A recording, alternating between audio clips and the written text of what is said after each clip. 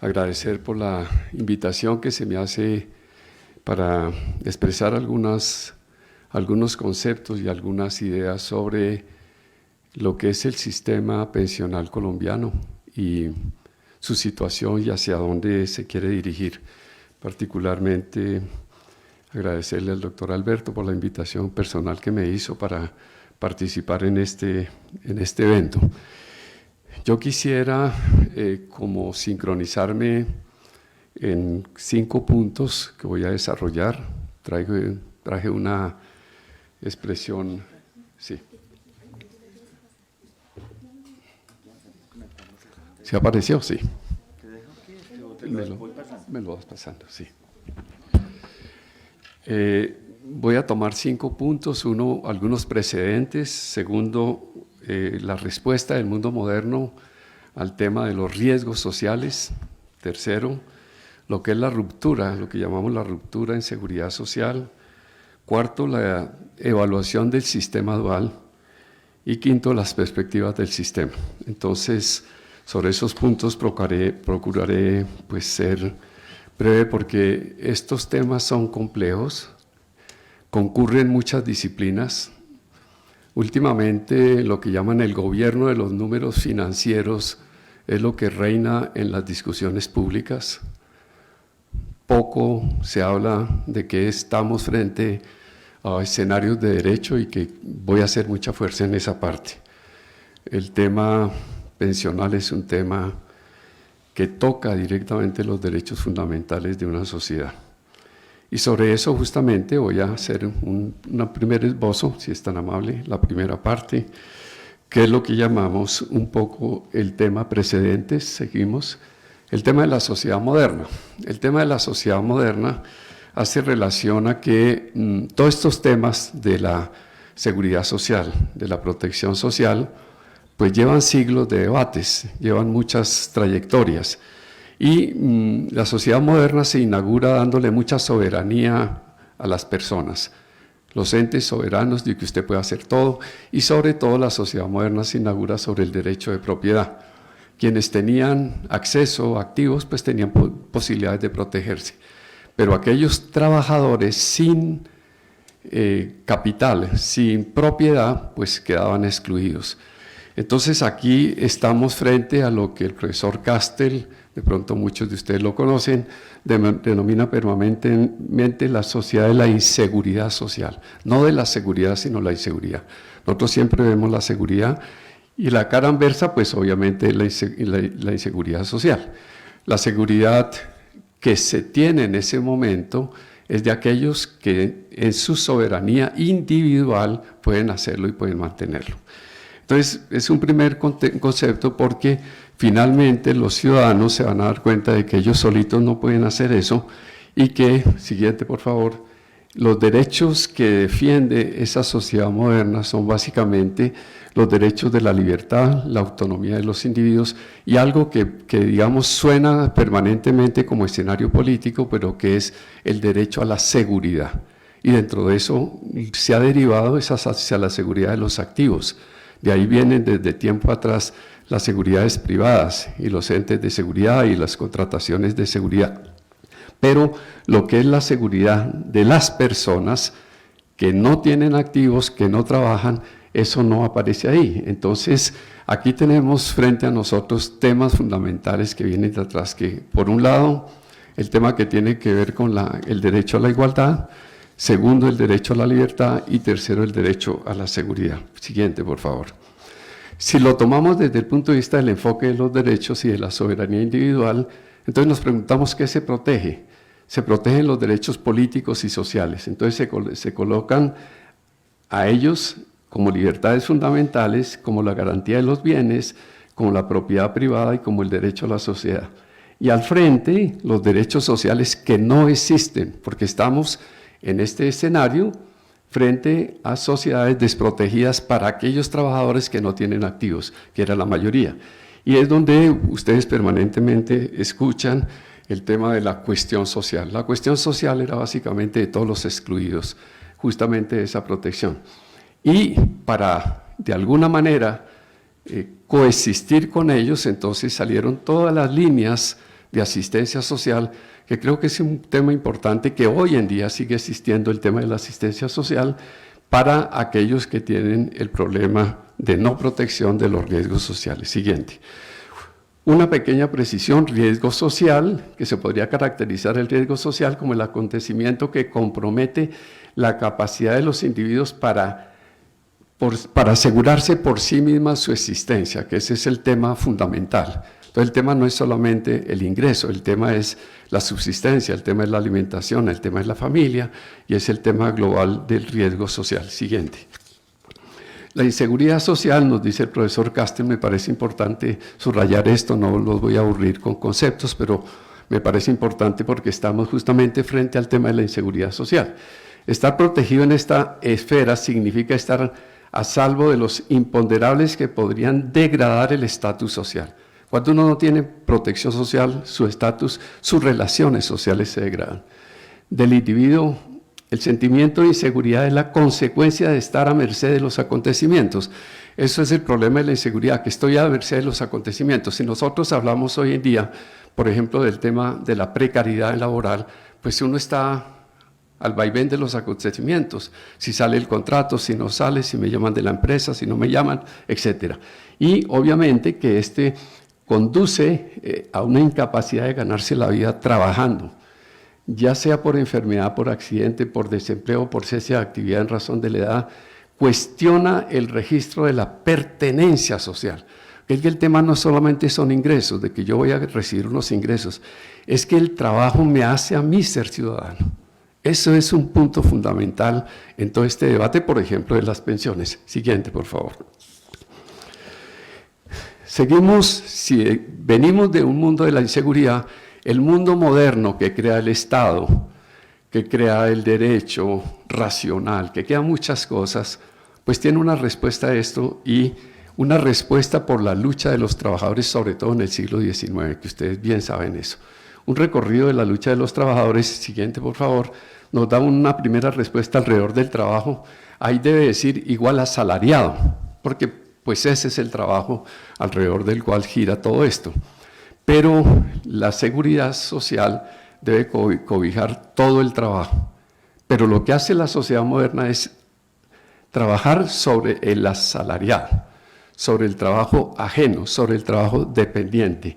Y el trabajo me da rentas de trabajo, el trabajo me da prestaciones sociales en el siglo XX, el trabajo me da seguridad social también en el siglo XX y me da mis relaciones con la familia. Y ahí tiene, por ejemplo, ustedes un tema fundamental hoy en día, que es la relación de trabajo femenino y lo que tiene que ver con la familia.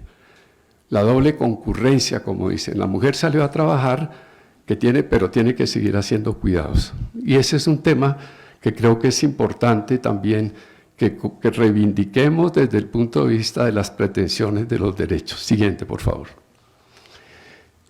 Como es el trabajo asalariado, y esto es el convenio 102 de la OIT, la seguridad social, que entre otras cosas, da como pena decir eso, que después de tantos años, 1952 ese convenio, y no ha sido aprobado por el Congreso de Colombia. No ha sido aprobado por el Congreso de Colombia. Eso da vergüenza. De todas maneras, pues de cara justamente a la institucionalidad que protege el trabajo asalariado. El trabajo asalariado tiene estos riesgos, de riesgos físicos, de riesgos económicos, de riesgos de origen profesional, de riesgos que no son de origen profesional, y salen al final pues todas las contingencias, que es lo que manejamos permanentemente.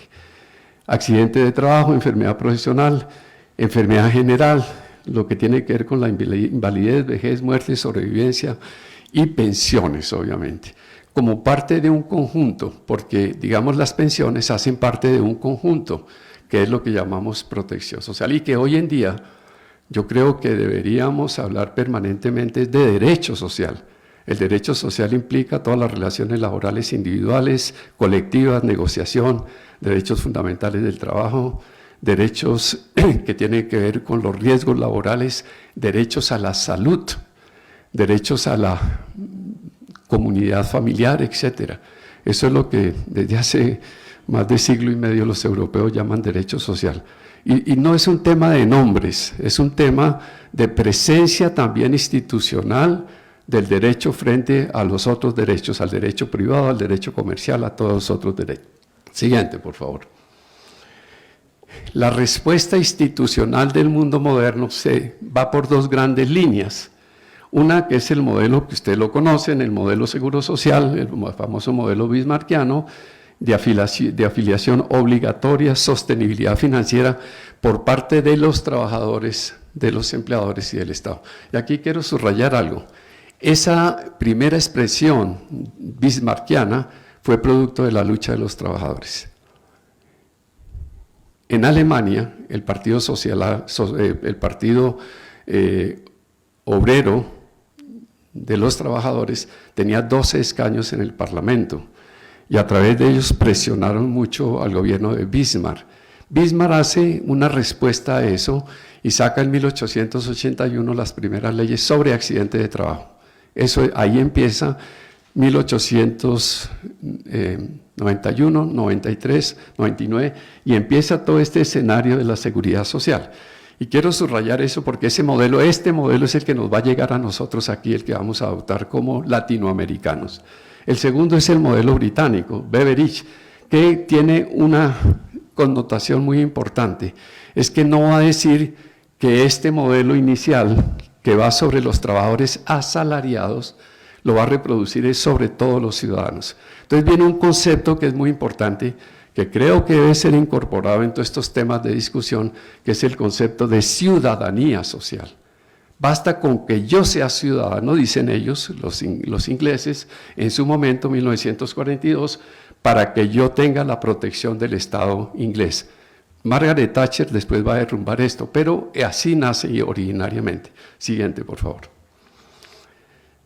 Modelo público de prima media, que es el que nos llega acá. El modelo público de prima media, que es con prestación definida. O sea, yo sé que voy a obtener cuando estoy afiliado a eso. Modelo a través del cual tengo un mecanismo donde hay afiliados y donde hay beneficiarios.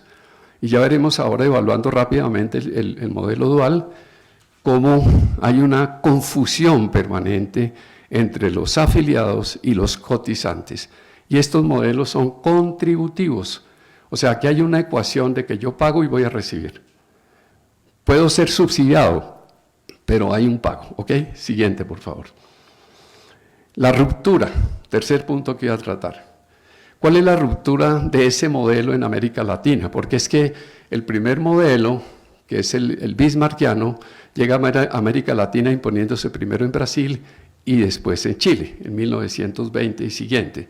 Y después se va reproduciendo. A Colombia llega imperfectamente en el año 1945. La ley novena, la creación del Seguro Social, la creación de la Caja Nacional de Previsión, etcétera. Pero todo ese modelo que se va reproduciendo se va a romper con el modelo chileno. Y es importante para nosotros, eso no es que esté allá en Chile, ese está aquí. En torno a la globalización surge otro modelo impulsado sobre todo por las instituciones financieras. El Banco Mundial, el Banco Interamericano y el Fondo Monetario Internacional. Ellos nos traen ese modelo. Cuando se empezó la discusión de la Ley 100, que fueron unos economistas de acá, del conglomerado Sarmiento, fueron a Chile, miraron y vieron que sí, que era atractivo. El primer proyecto de ley, 155 de Cámara y de Senado, en ese momento reproducía todo lo que había pasado en Chile, 1981. Y la idea era, como decían en su momento, marchitar el Seguro Social, acabar con el Seguro Social. Cecilia López era la presidenta en ese momento del Seguro Social. Modelo de ahorro individual que se caracteriza ya no por saber lo que yo voy a obtener, sino cotice. Entonces el paradigma es la cotización definida, diferente al otro paradigma del modelo de prima media, que es lo que yo sé que voy a recibir, que es prestación definida. Yo sé que como trabajador voy a recibir el tanto por ciento de mi base salarial durante tanto tiempo. Hoy en día 1.300 semanas, antes 1.000, pueden ser 1.500, lo que sea, pero yo voy a saber eso. En cambio con el otro, ¿qué me crea? Incertidumbre. El sistema de prima media lo que me crea es incertidumbre, yo no sé, entre otras cosas porque en el mercado de trabajo hay mucha movilidad. Yo hoy día tengo un empleo aquí, después paso allá, después paso acá, etcétera. Y por eso nuestros jóvenes poco creen en estas cosas de las pensiones. Son unos escépticos totales y tienen razón, porque ya veremos ahora qué información tenemos. Siguiente, por favor.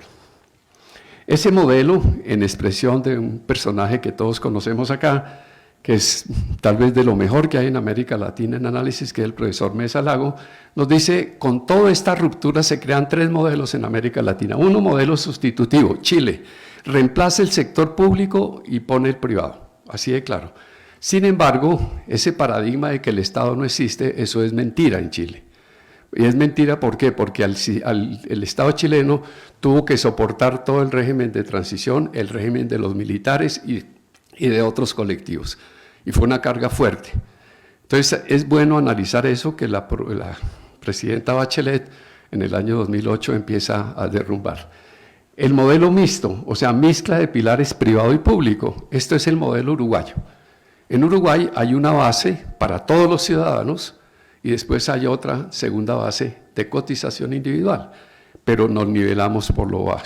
Y Uruguay es el país que en América Latina tiene mayor número de personas, como dicen ayer, o sea, personas de alta edad, y es un país bastante maduro en eso y ha logrado que es un modelo como interesante.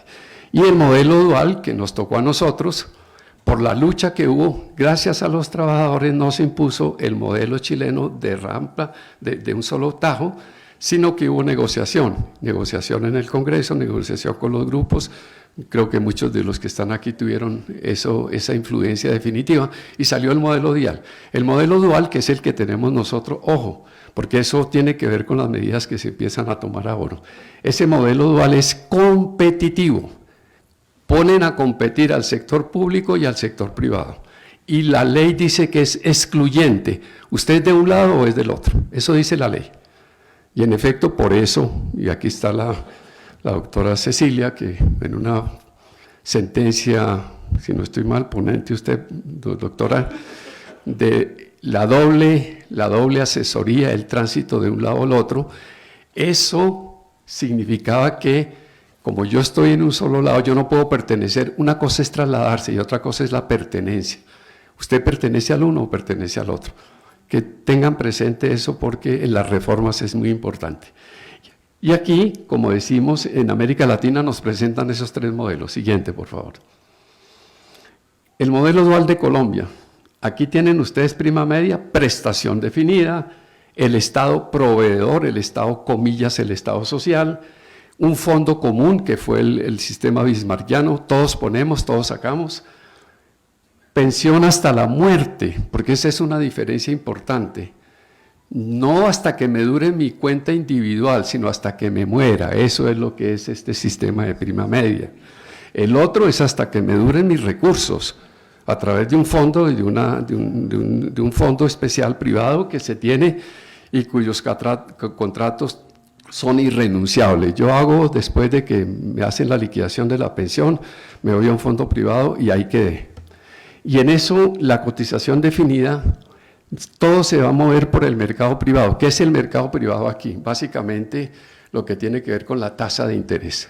Y ustedes van a tener una exposición de la profesora Alejandra, que ella conoce muy bien eso, cómo la tasa de interés empieza a mover todos estos recursos. Y cómo uno, por eso se dice que es de incertidumbre, porque no se sabe exactamente para dónde van. El otro, pues obviamente una cuenta individual y lo importante es mi capitalización, lo que yo logré capitalizar durante el tiempo y yo voy a seleccionar renta vitalicia o retiro programado. Este sistema es subsidiado, el otro es no subsidiado. Después se incorporaron los multifondos que llaman, que son de alto riesgo, mediano riesgo, en fin, etc. Siguiente, por favor. De este modelo dual, pues obviamente nos hemos de preguntar algunas cosas. ¿Cómo definir el monto de una pensión? Prima media está definida. Raíz, régimen de ahorro individual, indefinido. ¿Cómo obtener igualdad y evitar discriminación entre los trabajadores cotizantes? Porque es que aquí estamos partiendo de una base. Y es que estamos frente a un tema, es un derecho fundamental que nos atraviesa a todos, en todas partes, pero particularmente en el trabajo, que es el principio de igualdad, con todas las diferentes tendencias y manifestaciones. ¿Cómo superar los desequilibrios actuariales? Configurando un solo sistema. Ya veremos eso. Siguiente, por favor. Evaluación del sistema dual, que me quiero concentrar un poco, que es más de lo que estamos viviendo todos los días. Siguiente. Su origen se produce en la heterogeneidad estructural de la producción y el empleo. O sea, lo que tenemos en seguridad social tiene un precedente, que es el mercado de trabajo. Por eso ustedes escuchan mucha gente decir que lo más importante en una reforma pensional es meterle una reestructuración al mercado de trabajo. Porque si yo soy trabajador precario, si no tengo condiciones para pensionar, para cotizar, pues mi horizonte de llegar allá nunca existe, y ya veremos un poquito eso. Entonces, aquí este concepto es de la CEPAL, heterogeneidad estructural, que significa que, siguiente por favor, esto es un galimatías, pero lo voy a explicar sencillamente. Esto es lo que llaman la CEPAL, la cadena, los eslabones de las desigualdades. En el lado izquierdo, el 0,1, donde dice estructura productiva, tenemos, como bien lo sabemos, una estructura de alto nivel de productividad, las grandes empresas, las empresas transnacionales, las instituciones públicas del Estado como un semiestado, como Banco de la República, etcétera. Un estrato medio de producción, que es donde están las pequeñas y medianas empresas, y un estrato alto. ¿Qué es lo que nos interesa aquí? Que el estrato alto, en términos de producción, estrato alto es alto nivel de productividad conectado a los mercados internacionales. Ese tiene el 20% del empleo. De 100 colombianos en ese estrato formalizado, que tiene toda la protección, que tiene contratos de trabajo, que tiene prestaciones sociales, etcétera, se produce el 70% del Producto Interno Bruto colombiano. En el medio está la generación del 22% del producto con el 30% de la ocupación. Y en el estrato bajo, que es la precarización, la intermediación, el empleo temporal, los contratos sindicales, etcétera, se asegura que solamente el 60-65%, ustedes ven que el DANE nos da información permanentemente sobre eso, el 60% produce solamente el 10% del Producto Interno Bruto. O sea, para tener una dimensión, no me interesa la precisión matemática ahora. El mercado laboral entonces refleja todo esto. ¿Por qué? Porque el empleo no existe independientemente de la producción. El empleo en abstracto, pues uno puede hacer reflexiones, como lo hace toda la teoría marxista, pero de alguna manera nosotros aquí sincronizamos es qué pasa en el mercado de trabajo. Pues que hay gente que está incorporada y que goza de la institucionalidad laboral. La institucionalidad laboral es el contrato de trabajo, son las prestaciones, es un equipo que el Estado tiene de jueces laborales, de inspectores de trabajo, todo eso es institucionalidad laboral. Y básicamente se recarga sobre ese trabajo asalariado, estable. Los otros, muy difícilmente ustedes ven demandas de los trabajadores informales en estos casos. Excepcionalmente se da por la vía de los derechos fundamentales. Y allá obviamente llegan quienes, en ese eslabón, si yo no he cotizado con la estructura que tengo, pues yo no alcanzo a llegar allá. No alcanzo a llegar a la estructura de la protección social. Entonces, ahí, siguiente por favor. De una manera simplificada tenemos lo que es el escenario del trabajo. El escenario del trabajo en esta relación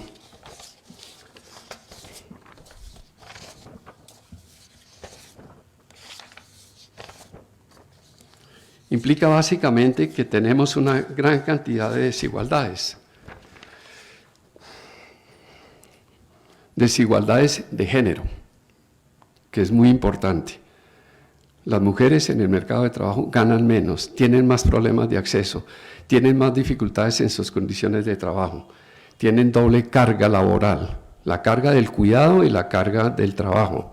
Y además de ello, digamos, de alguna manera la sociedad no les reconoce. Entonces somos todos conscientes, por ejemplo, de todas las demandas que hicieron las madres comunitarias, de todo lo que pasó con eso, que llegó a la corte, en fin, etcétera.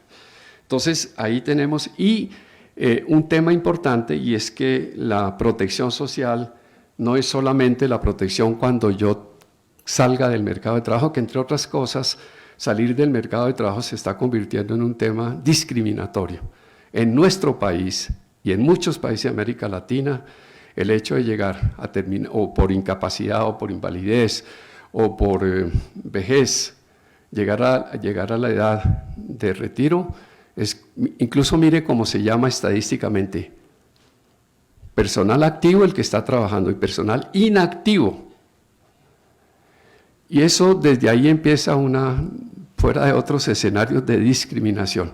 Yo creo que Colombia en esto también, frente al tema, no es solamente cuánto voy a recibir, una pensión, sino que aquí hay elementos fundamentales de identidad de las personas y de dignidad de las personas cuando pasan a la edad de la jubilación, y el respeto que hay que tener por ellas. Bueno, el modelo dual en concreto, y quiero centrarme aquí siguiente, de todo esto, este es un gráfico como, le puse concreto. ¿Por qué? Porque aquí tiene, como vimos anteriormente, el sistema de prima media, y allá tiene el régimen de capitalización. ¿Qué es lo que me interesa que reflexionemos? Las bases de la desigualdad que hay en esto. El sistema, uno compite cuando está en competencia con el otro. Es decir, si a mí me ponen a competir pues, con Millonarios en mi equipo de fútbol de tercera categoría o de cuarta, de quinto, pues me desbarata, porque yo eso no sé. Sé moverme, pero no sé. Aquí nos pusieron a competir el sector público con el sector privado. El sector privado siempre ha competido, sabe cómo competir, sabe cómo organizar fondos privados. Y voy a tomar los puntos que presentan para que ustedes vean las desigualdades que hay entre estos dos. Por eso, una crítica a este sistema, en mi concepto, es inviable. Y vamos a decir por qué. La edad, punto de inflexión de la vida activa. Ahí es cuando ese punto de inflexión me retiro por incapacidad o lo que sea, o sobrevive. En el sistema de prima media, mujeres que llegan a los 57 años, hombres que llegan a los 62 años. En el régimen de capitalización no requiere edad determinada, solamente como es un sistema de capitalización, lo que importa es el capital que yo tenga, no importa la edad.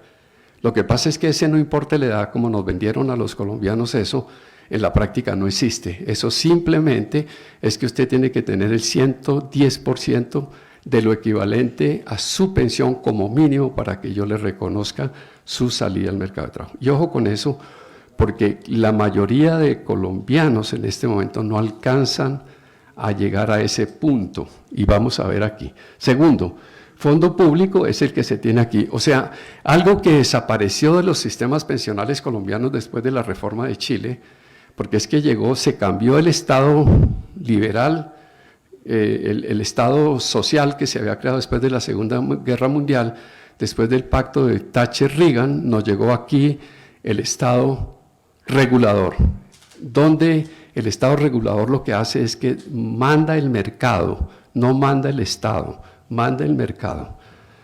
Nosotros en salud nos dicen en qué EPS está metido ahí, privado.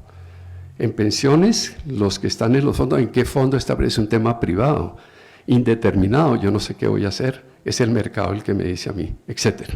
Entonces aquí tenemos un fondo público donde el concepto siempre de seguridad social es la solidaridad, porque reconocemos que vivimos en sociedad y que somos partícipes de un solo destino. Aquí no, aquí usted defiéndase como pueda. Y ustedes ven allá, en lo que es la cotización, que es el 16% por ley, en mi cuenta individual solamente, en la mía, en la cuenta individual voy a recibir el 11.5%. Del 16, en mi cuenta solamente el 11.6%. ¿Y qué ha pasado con lo demás? Con esos puntos hasta el 16. ¿Qué pasa con eso? Que son los seguros de sobrevivencia y otro tipo de recursos de administración. Muy bien, pero y creo que con eso la profesora Alejandra nos va a hacer una ilustración. Tercero, la tasa de reemplazo. La tasa de reemplazo hoy en día está en el sector público entre el 65% y el 80% de conformidad con la ley 797, que ahí hubo una reforma precisamente porque estaban indiscriminados los subsidios del Estado Si usted ganaba 10 millones de pesos, entonces le daban, por decir, el 10%, o sea, 1 millón. Los mismos, el mismo 10% si yo gano 1 millón de pesos. O sea, ustedes ven ahí la diferencia. La ley corrigió eso con una fórmula, corrigió parcialmente, eso no es definitivo, pero corrigió. Entre más gana usted hoy día con esa ley, menos va a recibir. Pero ¿es suficiente? Creemos que no. Bueno, y las pensiones de los fondos privados, la tasa promedio de reemplazo está entre el 35 y el 39%. O sea, no alcanza a cubrir lo que la OIT llama los parámetros del 45%. En otras palabras, si yo gano 1 millón de pesos y voy a salir, al menos equivale mi nuevo, porque tasa de reemplazo es que me reemplaza mi salario hacia adelante. Con eso que es el desplazamiento del consumo. Yo no he consumido durante 25 o 30 años y aplazo el consumo ahora. Y por eso ustedes ven los desbalances tan violentos y los desencantos que tienen muchos colombianos cuando van a que les hagan las liquidaciones, por eso, por esta cuestión.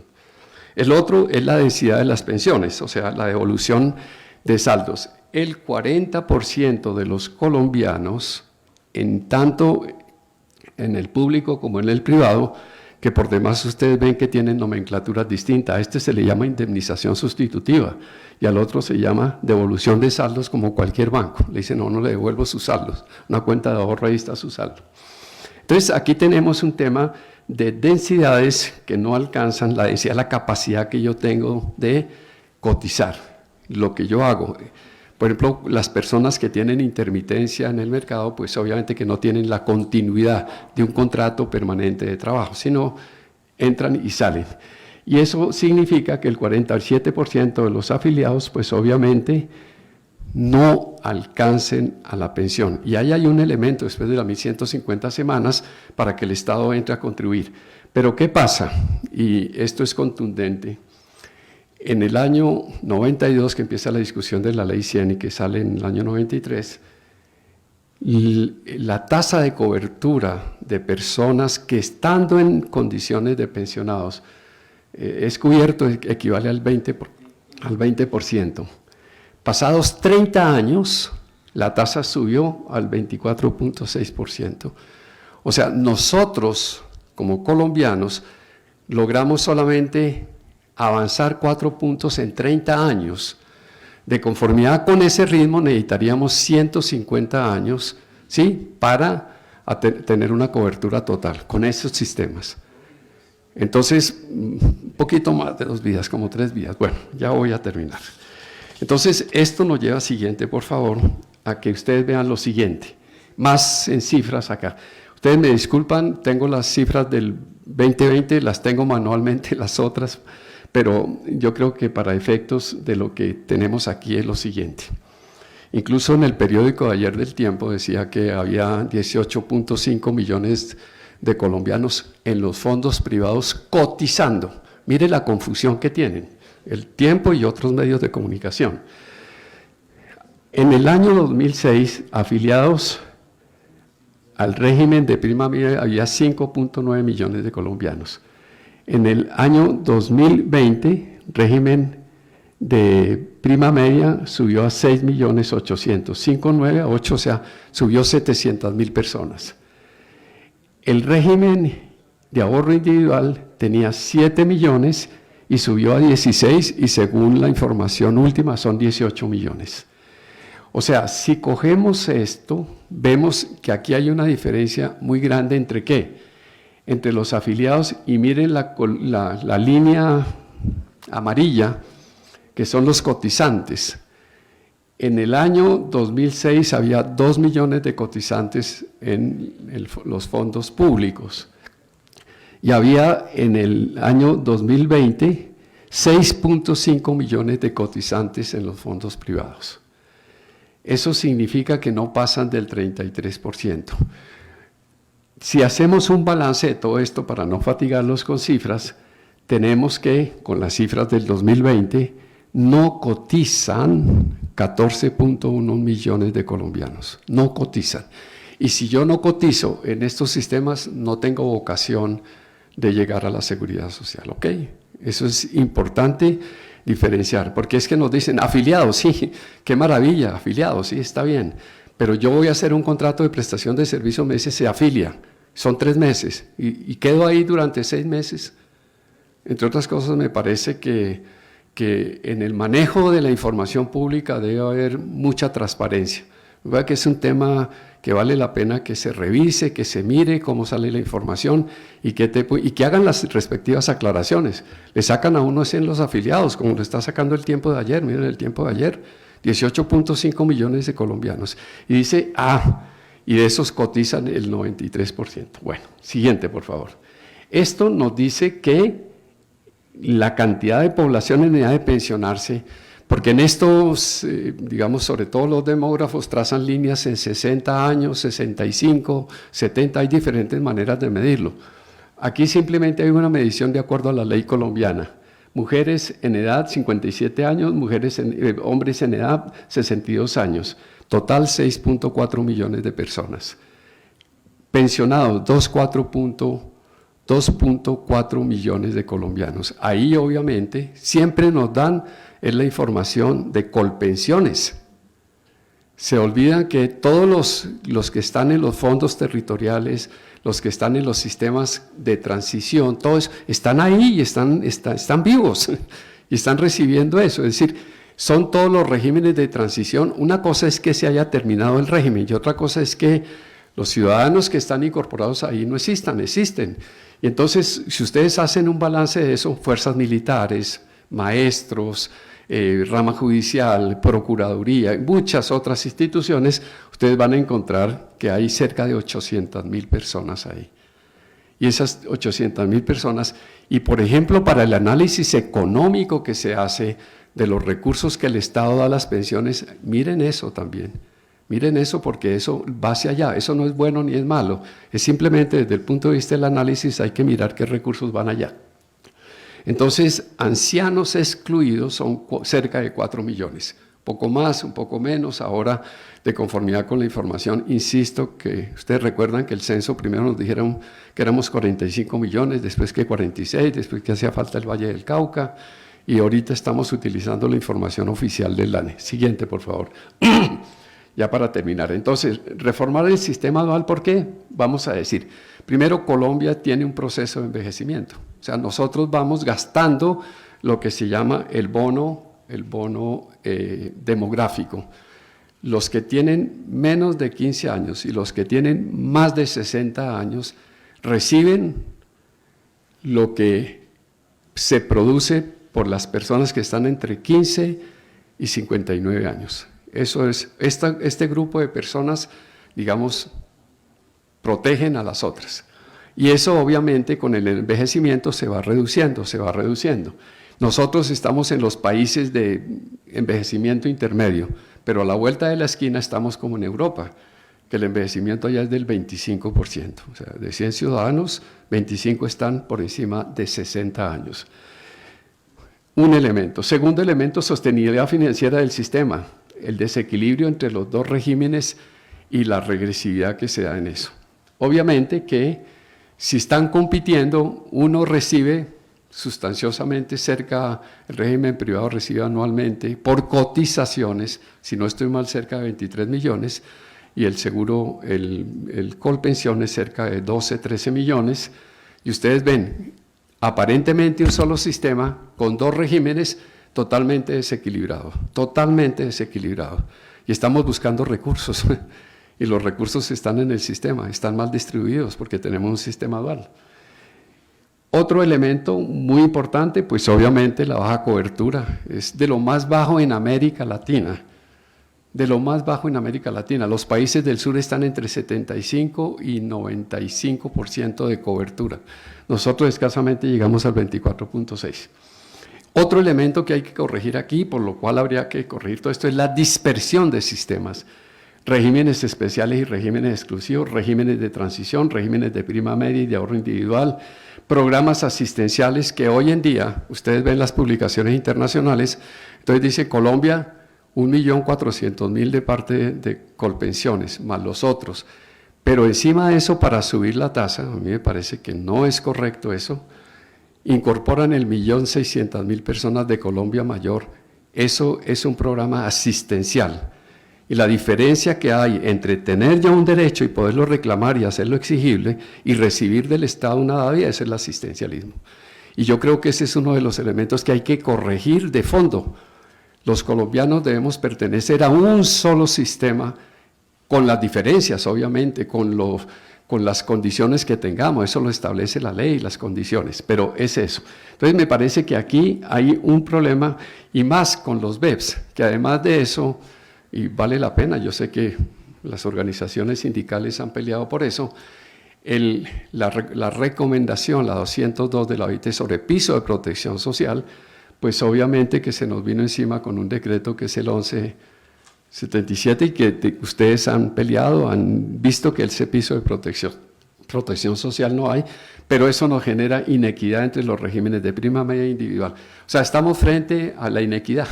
Estamos frente a la desigualdad. Siguiente, por favor. Ya voy terminando con esto. Perspectivas de la reforma siguiente. Estos serían los puntos críticos que se deben abordar en un tema de reforma pensional.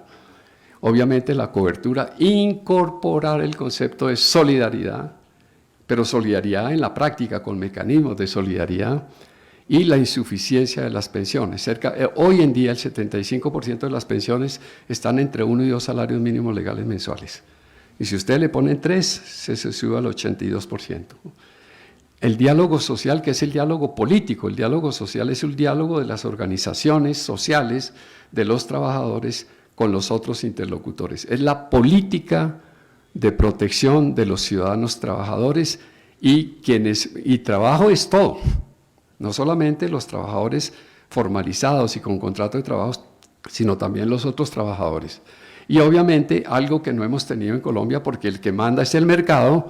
Ustedes ven que todo lo de reforma pensional se va es por lo que dicen los fondos privados, que hay que hacer reformas, que hay que hacerlas de esta manera, que hay que hacerlas del otro. Y el Estado, ¿quién habla por parte del Estado? Un día sale Planeación Nacional y hablen, estoy hablando del gobierno pasado, ¿no?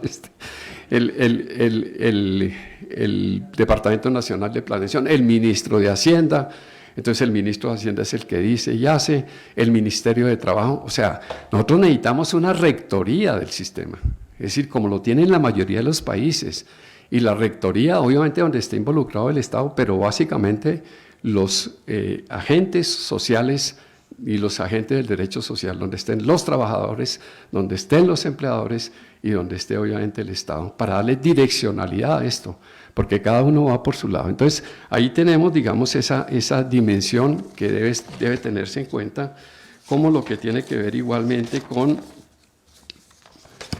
el tema del equilibrio de los sistemas entre formales, informales, trabajadores por cuenta propia, trabajadores independientes, trabajadores precarios, cuidadores, indígenas, grupos étnicos, etc. Es decir, en este tema debemos caber todos los colombianos.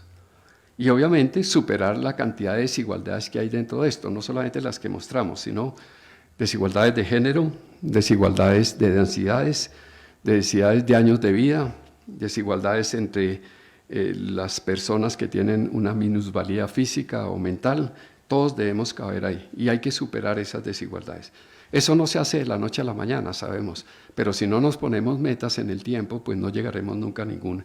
Y obviamente la sostenibilidad financiera y actuarial. Es decir, eso no es que por un lado va la actuaría y las finanzas y por el otro lado van los derechos, no.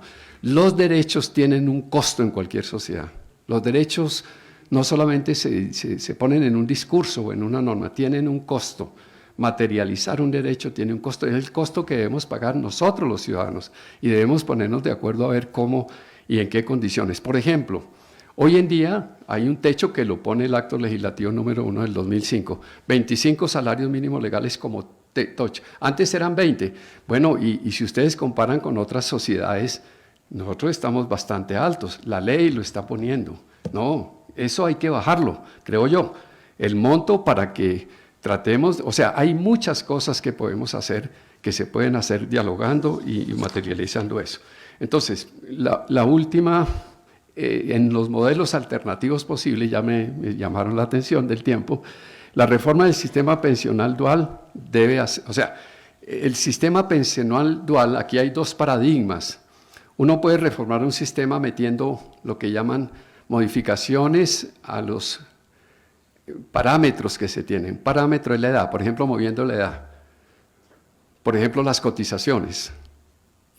Por ejemplo, el tiempo de permanencia en el servicio. Son parámetros puntuales, pero usted deja la esencia.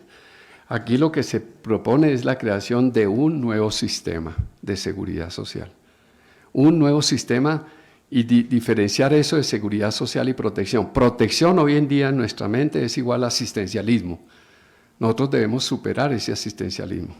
Y todos vamos a ganar. No, vamos a hacer un sistema donde haya ciudadanos. Porque nosotros debemos es proteger y eso es muy importante. Eso no lo da el recurso fiscal ni la sostenibilidad fiscal. Nosotros somos ciudadanos y tenemos que hacer que estas reformas nos protejan como ciudadanía social, que eso es somos ciudadanos. Y pues uno de esos pues es el famoso sistema de la OIT, esto es del año 2004, después el año 2008 el Banco Interamericano y el Banco Mundial sacan lo que es el básico, que sería el equivalente a eso de renta básica para ancianos pobres, un sistema universal de rentas de trabajos de bajos ingresos y un sistema complementario de ahorro individual. Esa es una de las alternativas para estudiar. Y al pie un régimen voluntario, eso sí, eso no hace parte pues, solamente desde el punto de vista tributario. Sistemas híbridos, otras formas de acercarnos, o sea, combinar las formas que ha habido exitosas de mecanismos del sector privado y el sector público. Sistemas de pensiones nocionales.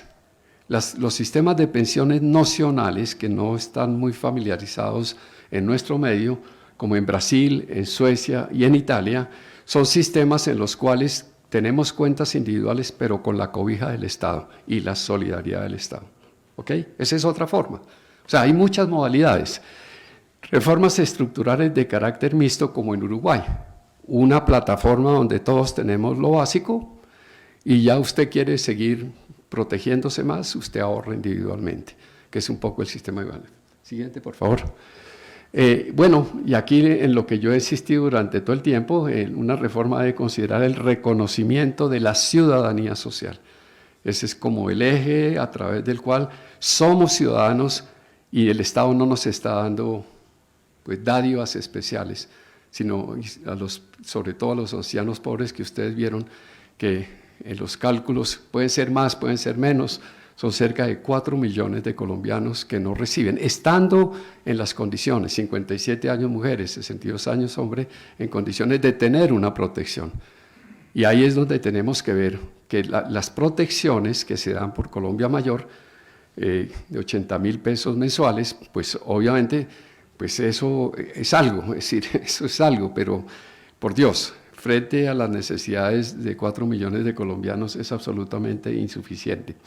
Retomar el camino de lo público. Retomar el camino de lo público es que el mercado hasta ahora nos ha dado las directrices de lo que es la política social y lo que es el derecho social. Y es donde debemos retomar lo público. Y lo público no necesariamente es estatal. Lo público es lo que nos pertenece a todos y miremos nosotros como sociedad cómo nos organizamos. Como muchos países tienen una plataforma de dirección donde están, como decíamos, todos los trabajadores, una representación de trabajadores, una representación. Bueno, y finalmente, algo, y con esto ya termino en serio, la última,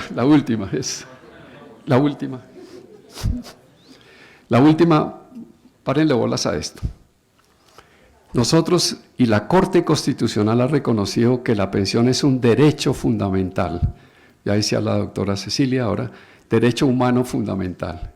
Y si es un derecho humano fundamental en la Constitución, artículo 152, se dice cómo se tramitan las normas que tocan derechos fundamentales, como lo hicimos en salud. Digo lo hicimos porque yo acompañé todo ese proceso, que fue de los médicos y de las organizaciones de trabajadores de la salud.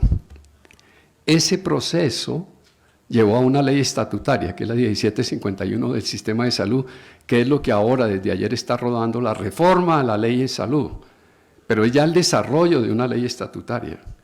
Nosotros en pensiones no tenemos ley estatutaria. Esa ley estatutaria de seguridad social nos da los parámetros para actuar y para desarrollar leyes, decretos, todo lo que se quiera, pero nos da los parámetros. Entonces les dejo esa inquietud porque me parecería que por ahí debemos empezar a ponernos de acuerdo de cuáles son los parámetros. Verbigracia, verbigracia. Uno de los parámetros es: los colombianos no recibirán más de 15, estoy diciendo algo, más de 15 salarios mínimos como pensión máxima. Ese es un parámetro. Los colombianos se van a ajustar en la edad a lo que se modifiquen las expectativas de vida. Nosotros decimos aquí un solo golpe, suba de aquí a acá. No, la vida va cambiando y la expectativa de vida va cambiando. Los españoles tienen unas tablas especiales donde con el tiempo se van ajustando. Esos son parámetros. Bueno, disculpen que me alargué. De todas maneras, espero que esto les haya servido a ustedes.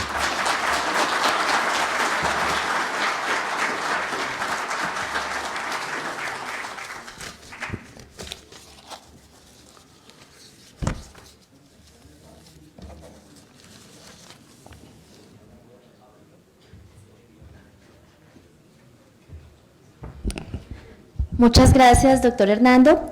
Queremos hacer el llamado a la bienvenida al doctor Luis Eduardo Pinedo. Él es abogado, especialista en Derecho Laboral, especialista en Derecho Procesal, especialista constitucional, en Derecho Constitucional, magíster en Derecho, presidente nacional de la Asociación de Abogados Laboralistas de Trabajadores de Colombia, magistrado del Tribunal Administrativo de Cundinamarca y miembro de la Asociación Latinoamericana de Abogados Laboralistas. Compañeros.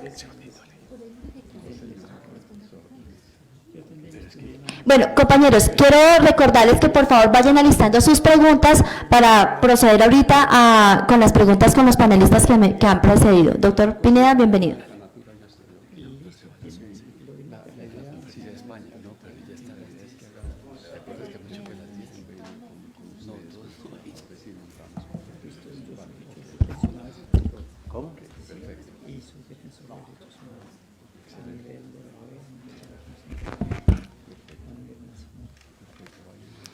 Buenos días,